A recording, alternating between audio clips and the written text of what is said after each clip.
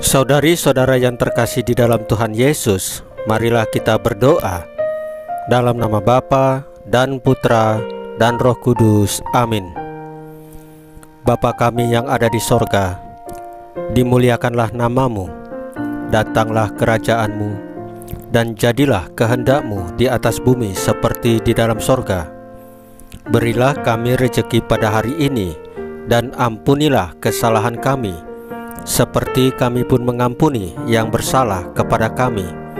Dan janganlah masukkan kami ke dalam pencobaan, tetapi bebaskanlah kami dari yang jahat.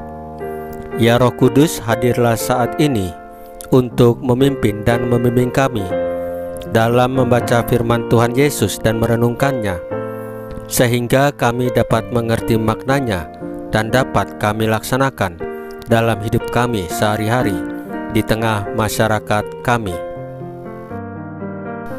Pembacaan Injil Matius pasal 9 ayat 1 sampai dengan 8 dengan perikop Yesus mengampuni dosa kita.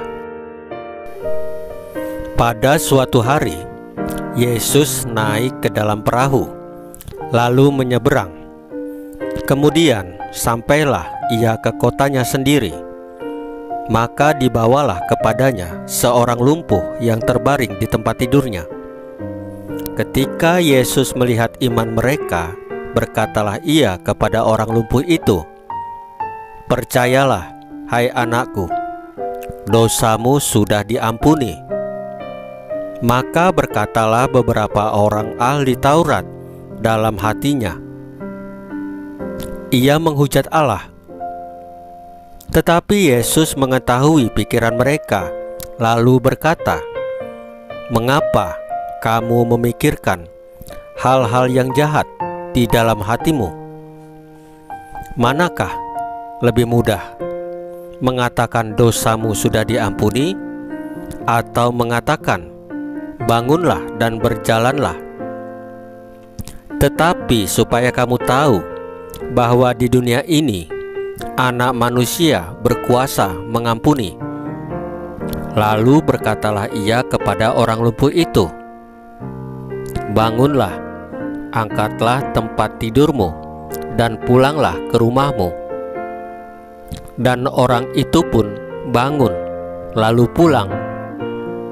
Maka orang banyak yang melihat hal itu takut, lalu memuliakan Allah yang telah memberikan kuasa sedemikian itu kepada manusia. Demikianlah sabda Tuhan. Terpujilah Kristus.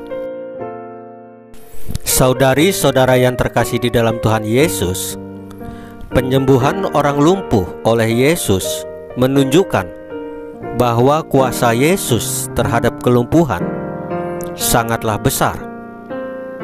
Kelumpuhan bisa terjadi karena penyakit tubuh, tetapi lebih mengerikan lagi kalau yang lumpuh itu adalah semangat dan jiwanya.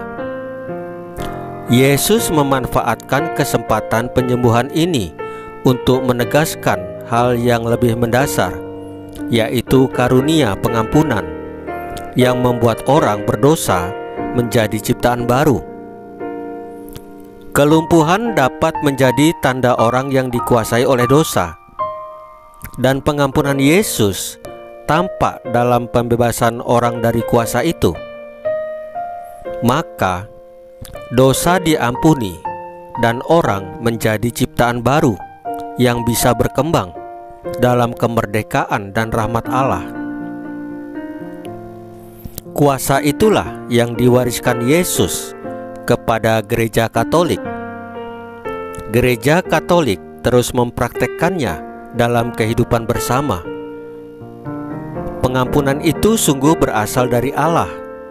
Karena berasal dari Allah, maka pengampunan itu sungguh-sungguh membebaskan kita dari kelumpuhan karena dosa. Apakah kita mau menerima tawaran pengampunan dari Allah? Apakah kita bersedia membawa semakin banyak orang kepada Allah untuk mendapatkan rahmat pengampunan itu? Apakah kita mau menjadi saluran rahmat pengampunan bagi sesama kita? Saudari-saudara yang terkasih di dalam Tuhan Yesus, marilah kita berdoa. Ya Tuhan, Engkau mengampuni dosa-dosa kami. Semoga kami pun mampu mengampuni yang bersalah kepada kami. Jangan biarkan kami larut dalam kubangan dosa dan dendam. Salam Maria, penuh rahmat, Tuhan sertamu. Terpujilah engkau di antara wanita, dan terpujilah buah tubuhmu Yesus. Santa Maria Bunda Allah, doakanlah kami yang berdosa ini, sekarang dan waktu kami mati. Ya Tuhan Yesus, tambahkanlah iman kami hanya kepadamu saja, karena Engkau adalah Tuhan dan Juru Selamat kami satu-satunya. Tidak ada yang lain. Dalam nama Bapa dan Putra dan Roh Kudus. Amin. Saudari-saudara yang terkasih di dalam Tuhan Yesus, bacaan firman dan renungan hari ini sudah selesai. Tuhan Yesus memberkati kita semua.